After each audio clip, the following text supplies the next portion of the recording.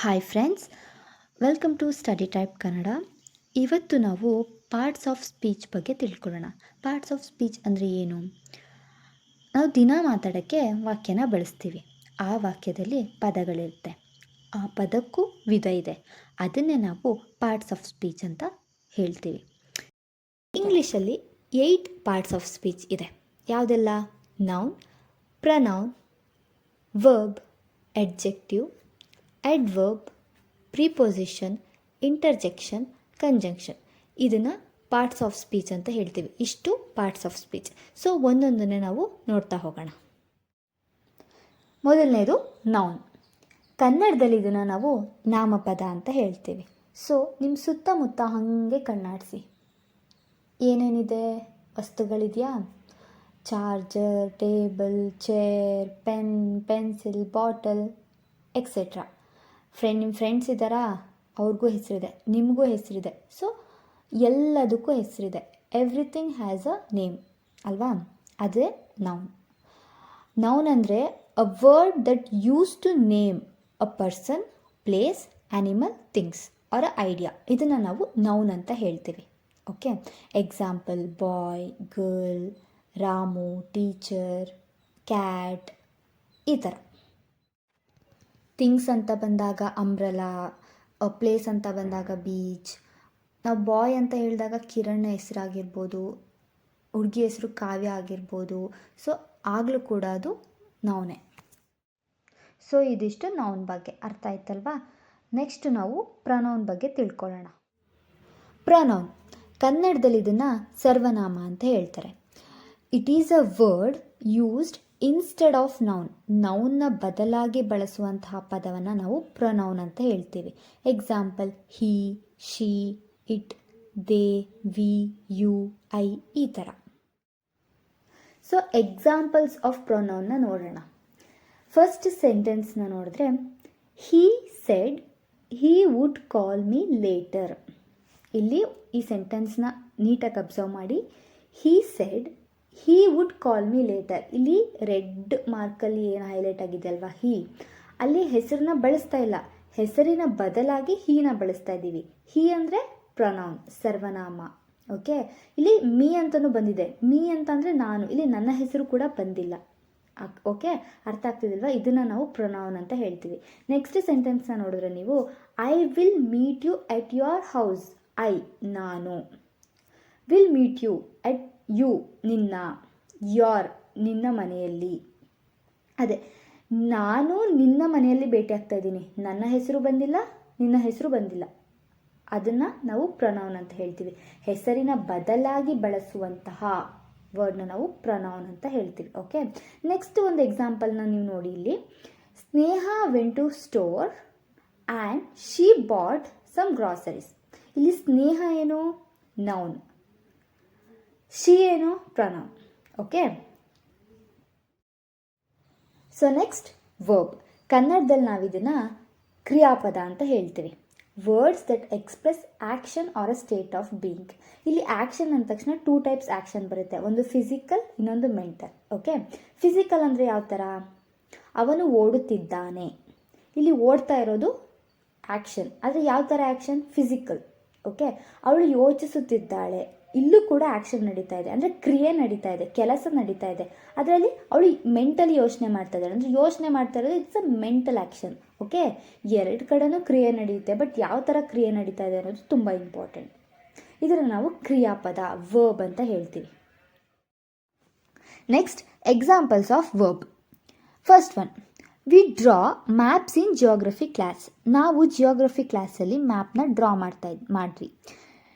Draw ಏನಿದೆ ಅಲ್ವಾ, that is verb. ಅಲ್ಲಿ ಕ್ರಿಯೆ ಆಗ್ತಾ ಇರೋದನ್ನು ಹೇಳ್ತಾ ಇದೆ. So second one, we listens to the soft music.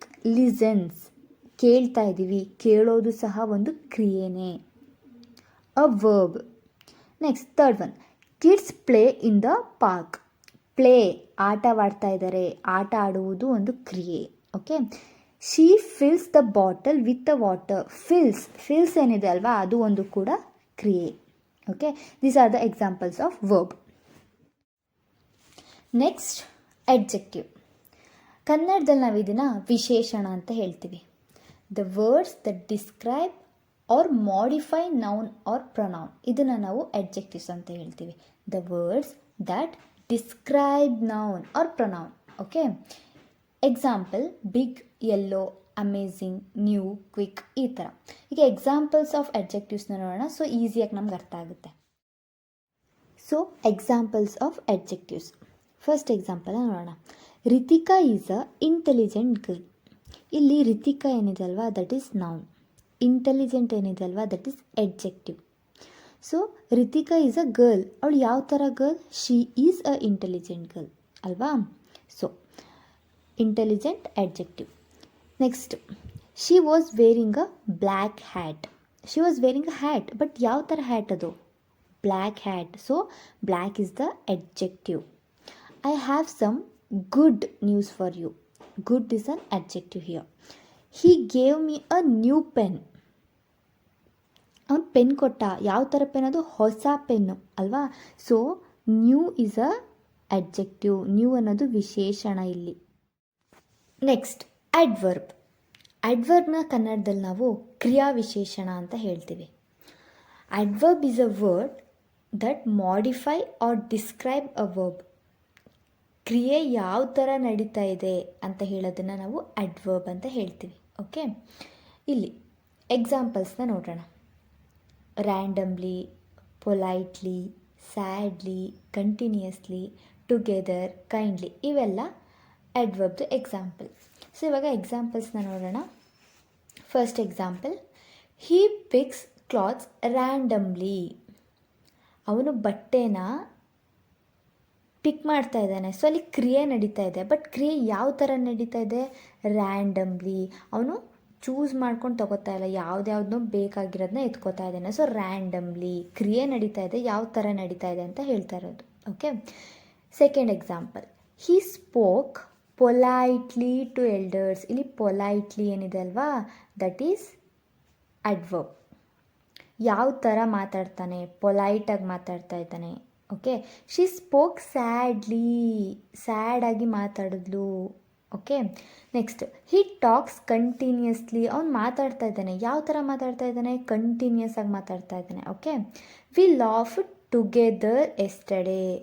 ನಾವು ವಿ ಲಾಫ್ಡ್ ಟುಗೆದರ್, ಒಟ್ಟಿಗೆ. ಯಾವ ಥರ ನಗಾಡಿದ್ವಿ? ಒಟ್ಟಿಗೆ ನಗಾಡಿದ್ವಿ. Next, preposition. Preposition is a word that connects noun and pronoun. Noun ಮತ್ತು ಪ್ರೊನೌನ್ನ ಕನೆಕ್ಟ್ ಮಾಡೋದನ್ನು ನಾವು ಪ್ರಿಪೋಸಿಷನ್ ಅಂತ ಹೇಳ್ತೀವಿ. ಮತ್ತು ಅದು it describes the time, direction, place and relationship. Okay, examples ಏನು ಪ್ರಿಪೋಸಿಷನ್ಗೆ? In, on, under, with, after, above, between, down, during, from, ಈ ಥರ. ಓಕೆ, ನೆಕ್ಸ್ಟ್ ನಾವು ಎಕ್ಸಾಂಪಲ್ಸ್ನ ನೋಡೋಣ ಬನ್ನಿ. First example, she sat on the chair. ಅವಳು ಚೇರ್ ಮೇಲೆ ಕೂತಿದ್ದಾಳೆ. ಇಲ್ಲಿ ಚೇರ್ ಮೇಲೆ ಕೂತಿದ್ದಾಳೆ, ಅಲ್ಲಿ ನಮಗೆ ಒಂದು ಪ್ಲೇಸ್ನ ತೋರಿಸ್ತಾ ಇದೆ. ಅವಳು ಮೇಲೆ ಕೂತಿದ್ದಾಳೆ. ಆನ್, ಇಲ್ಲಿ ಆನ್ ಏನಿದೆ ಅಲ್ವಾ, that is preposition. Okay, next, the cat is hiding under the table. The cat ಎಲ್ಲಿ ಔತ್ಕೊಂಡಿದೆ? ಅಂಡರ್ ದ ಟೇಬಲ್, ಟೇಬಲ್ನ ಕೆಳಗಡೆ. ಇಲ್ಲಿ ನಮಗೊಂದು ಡೈರೆಕ್ಷನ್ ಅಥವಾ ಪ್ಲೇಸ್ನ ತೋರಿಸ್ತಾ ಇದೆ ಅಲ್ವಾ. ಕ್ಯಾಟ್ ಎಲ್ಲ ಔತ್ಕೊಂಡಿದೆ? ಅಂಡರ್ ದ ಟೇಬಲ್ ಅಂತ. Okay, next, they live in the New York. ಅವ್ರು ಎಲ್ಲಿ ಬದುಕ್ತಾ ಇದ್ದಾರೆ? ನ್ಯೂಯಾರ್ಕ್, ಅಲ್ಲಿ ಬದುಕ್ತಾ ಇದ್ದಾರೆ. Place New York, in the New York ಅಲ್ಲಿ. ನೆಕ್ಸ್ಟ್, ವಿ ಹ್ಯಾಡ್ ಲಂಚ್ ಎಟ್ ನೂನ್. ಎಟ್ ಅನ್ನೋದು ಇಲ್ಲಿ ಏನು ಸೂಚಿಸ್ತಾ ಇದೆ? Time. Okay, this are the example of preposition. Next, conjunction. The words that connect the sentence, phrase and words together, ಅದನ್ನು ನಾವು ಕಂಜಂಕ್ಷನ್ ಅಂತ ಹೇಳ್ತೀವಿ. ಇದು ಕಂಜಂಕ್ಷನ್ ಅಂದರೆ ಏನಂತ ಅಂದರೆ ಈಸಿಯಾಗಿ ಅರ್ಥ ಮಾಡ್ಕೊಳ್ಳಿ. ಇದೊಂದು ವರ್ಡ್ಸ್ ಆಯಿತಾ, ದೆ ಕನೆಕ್ಟ್ ಸೆಂಟೆನ್ಸಸ್, ಫ್ರೇಸಸ್ ಮತ್ತು ವರ್ಡ್ಸ್ ಟುಗೆದರ್ಲಿ. ಅದನ್ನು ನಾವು ಕಂಜಂಕ್ಷನ್ ಅಂತ ಹೇಳ್ತೀವಿ. For example, and, but, because, so, or, yet, although, therefore, while, ಈ ಒಂದು ಇದನ್ನು ನಾವು ಎಕ್ಸಾಂಪಲ್ಸ್ ಆಫ್ ಕಂಜಂಕ್ಷನ್ನ ನೋಡೋಣ. First one, we danced and laughed all the nights. So we danced ಅದು ಒಂದು sentence. Okay. Laughed all nights ಅದು ಇನ್ನೊಂದು ಸೆಂಟೆನ್ಸ್. ಎರಡನ್ನೂ ಕಂಬೈನ್ ಮಾಡ್ತಾ ಇರೋದು ಯಾವುದು? And. Okay. Next, she was tired. ಅವಳಿಗೆ ಸುಸ್ತಾಗಿದೆ, ಅದೊಂದು sentence. But she kept working, ಆದರೂ ಅವಳು ಕೆಲಸ ಮಾಡ್ತಾ ಇದ್ದಾಳೆ. ಇಲ್ಲಿ ಬಟ್ ಏನಿದೆ ಅಲ್ವಾ, ಅದು ಎರಡೂ ಸೆಂಟೆನ್ಸ್ನ ಕಂಬೈನ್ ಮಾಡ್ತಾ ಇದೆ. Okay. Next, I ran because I was late. ನಾನು ಓಡ್ತಾ ಇದ್ದೀನಿ, ಯಾಕಂದರೆ ನಂಗೆ ಲೇಟ್ ಆಗಿದೆ. ಐ ರ್ಯಾನ್ ಒಂದು ಸೆಂಟೆನ್ಸ್, ಐ ವಾಸ್ ಲೇಟ್ ಒಂದು ಸೆಂಟೆನ್ಸ್, ಬಿಕಾಸ್ ಕನೆಕ್ಟ್ ಮಾಡ್ತಾ ಇದೆ. ಹಿ ವಾಂಟೆಡ್ ಟು ವಿನ್, ಅವನು ಗೆಲ್ಲಬೇಕಾಗಿತ್ತು. So he practised. ಸೋ ಏನಿದೆ ಅಲ್ವಾ, ಅದು ಎರಡು ಸೆಂಟೆನ್ಸ್ನ ಕನೆಕ್ಟ್ ಮಾಡ್ತಾ ಇದೆ.